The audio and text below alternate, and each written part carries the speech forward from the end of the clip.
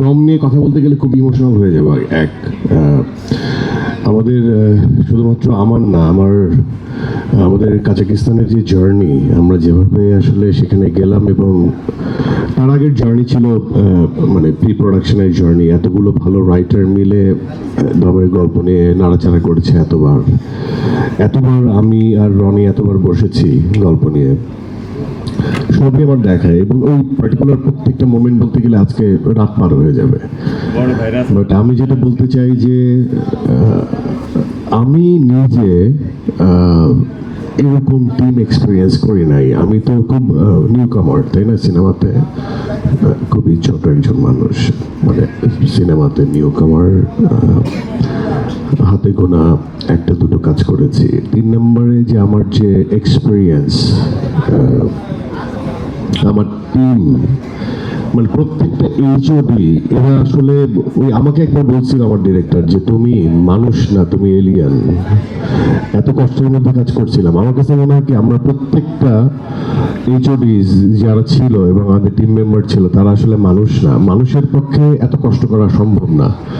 আমাদের যে টাইমলাইন ধরে দিয়েছিল আমাদের আমার দোস্ত শাকিল, হ্যাঁ, একদিন আমরা বেশি শুটিং করি নাই এবং আমাদের ওখানে টেম্পারেচার ছিল মাইনাস এবং ওইখানে আপনি না গেলে বুঝতে পারবেন না। সবচেয়ে মজার ব্যাপার হচ্ছে আপনাকে যদি ছবি তুলে দেখানো হয় তাহলে মনে হবে আপনার কাছে খুব সুন্দর ওয়েদার, সানি ওয়েদার, ঝিরিঝিরি বাতাস বইছে, বাহ, এরকম একটা জায়গায় তো যাওয়াই যেতে পারে।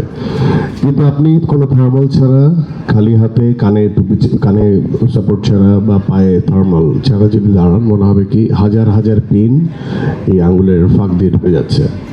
ইটস পেইনফুল, মানে এটা এমন না যে shivering, at the same time এই কোল্ডটা, এই ঠান্ডাটা পেইন দেয় শরীরে।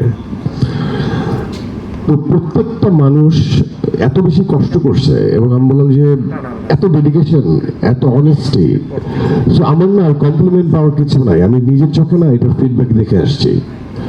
আমার কাছে মনে হয় যে সেগুলোই আমার কমপ্লিমেন্ট ছিল। আমি যে কষ্ট করছি বা আমি যে কষ্টটা করলাম সেটার যে কামব্যাকটা আমি চোখে দেখে আসছি। এখন তো আসবে ব্যবসা ভিত্তিক জায়গাটা কতটুকু সাকসেস, ব্যবসার মানদণ্ড, কিন্তু শ্রমের এবং সেই শ্রমের ঘাম, সেই কষ্ট, সেগুলো আমি চোখ দিয়ে এত বেশি এক্সপিরিয়েন্স করছি এত কাছ থেকে। তা আমার কাছে মনে হয় যে আমি সব পেয়ে গেছি এই প্রোডাকশনে। অ্যান্ড ডিরেক্টর হিমসেলফ বসা এখানে, এই বান্দা খুব ইমোশনাল। এই বান্দা প্রত্যেক সিকোয়েন্সের পর কেঁদে ফেলে, ইমোশনাল হয়ে যায় সে দেখে। কোনায় দেখি সে চোখে পানি, আমি কি হয়েছে বলে, তোমার অনেক কষ্ট হচ্ছে আমি জানি, কিন্তু আমার দিতে হচ্ছে শটটা। অদ্ভুত। এবং আমার তো ফার্স্ট এক্সপিরিয়েন্স, তো এই বন্ডিংটা এত ফার্স্ট এক্সপিরিয়েন্সে, যেমন আমার সবার সাথে ফার্স্ট এক্সপিরিয়েন্স, রাফির সাথে সুরঙ্গ ছিল ফার্স্ট এক্সপিরিয়েন্স। তার আগে কখনোই অন স্ক্রিনে বা আমরা কাজ করি নাই। বাট এই আরেকজন বান্দা এত বেশি ইমোশনাল, এত বেশি